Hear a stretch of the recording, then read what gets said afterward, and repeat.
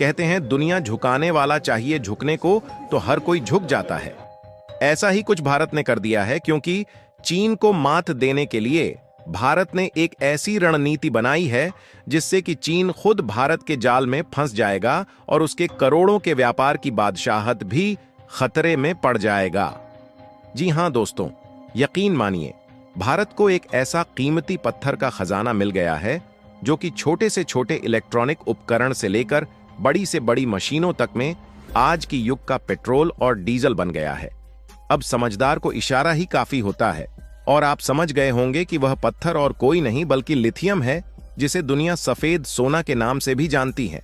मजे की बात तो यह है कि भारत के प्रधानमंत्री नरेंद्र मोदी जी ने साउथ अमेरिका के देश अर्जेंटीना जाकर कुछ ऐसा ही खेला कर दिया जिससे भारत मालामाल होने वाला है, मगर चीन और उसके चमचे फिर से कंगाल होने वाले हैं।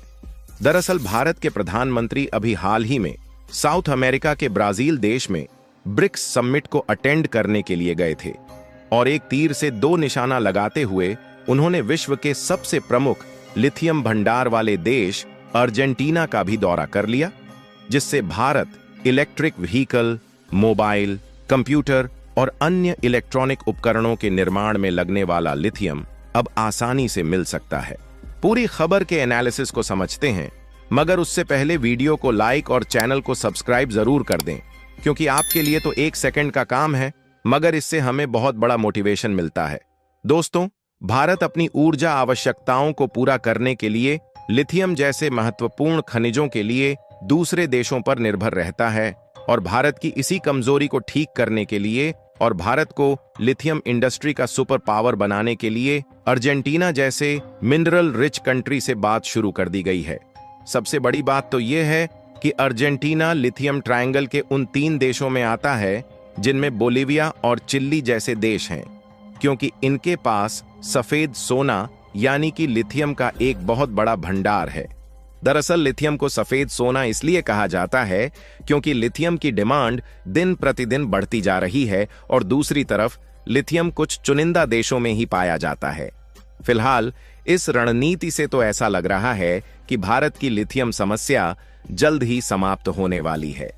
जी हां दोस्तों, इस बार समय का पहिया कुछ ऐसा ही चला है कि ऐसा लग रहा है कि भारत के भाग्य का सूर्योदय जल्द ही होने वाला है, क्योंकि आज के समय में दुनिया पेट्रोल, डीजल से शिफ्ट होकर ऊर्जा के दूसरे इको फ्रेंडली स्रोतों की तलाश कर रही है, जिसकी एक महत्वपूर्ण कड़ी लिथियम भी है। चाहे अमेरिका हो, चीन हो, रूस हो या फिर ब्रिटेन, सभी देश इस समय लिथियम रेस में शामिल हो चुके हैं। फिलहाल चलिए दोस्तों, अब लिथियम के प्रमुख उत्पादक देशों के बारे में बात करते हैं। अब अगर आप अपनी स्क्रीन पर ध्यान देंगे तो देखेंगे कि 2023 में ऑस्ट्रेलिया ने दुनिया का 47.78% लिथियम उत्पादन किया था। उसके बाद चिली ने दुनिया का 24.4% लिथियम उत्पादन किया था। फिर चीन 18.3% ग्लोबल प्रोडक्शन के साथ तीसरी स्थान पर रहा और अर्जेंटीना 5.33% ग्लोबल प्रोडक्शन के साथ चौथे स्थान पर रहा है। इस हिसाब से अर्जेंटीना भारत का एक महत्वपूर्ण पार्टनर बन सकता है, क्योंकि भले ही ग्लोबल प्रोडक्शन में 5.3% के साथ भले ही चौथे स्थान पर है, मगर ग्लोबल लिथियम रिजर्व की बात करें तो यह देश विश्व में एक प्रमुख स्थान रखता है। और अगर अब हम ग्लोबल लिथियम रिजर्व की बात करें, मतलब किन देशों के पास सबसे ज्यादा लिथियम के भंडार है, तो उनमें यह आंकड़ा बिल्कुल बदल जाता है, क्योंकि अर्जेंटीना के पास लिथियम भंडार को माइन करने के लिए अभी उतनी टेक्नोलॉजी नहीं है, मगर भारतीय कंपनियों के पास लिथियम को माइन करने का काफी अनुभव है।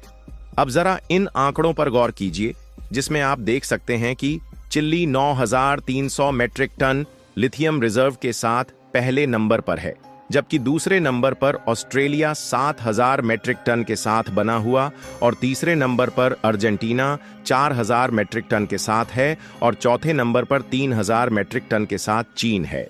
इससे साफ पता चलता है कि अर्जेंटीना लिथियम डिप्लोमेसी के मामले में भारत का एक महत्वपूर्ण पार्टनर हो सकता है, जिससे भारत की जरूरत पूरी हो सकती है।